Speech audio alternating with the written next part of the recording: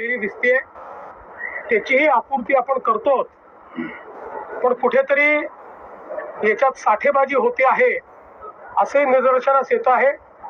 त्या संदर्भात पुरवठा विभाग आणि गृह विभाग हे जॉईंटली आता कारवाई करतील।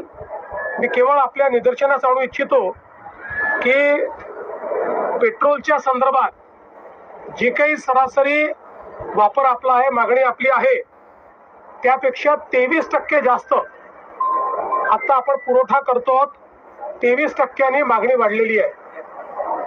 आणि डिझेलच्या संदर्भात तर ही मागणी 52% वाढलेली आहे, 52% जास्ती पुरवठा आपण करतो।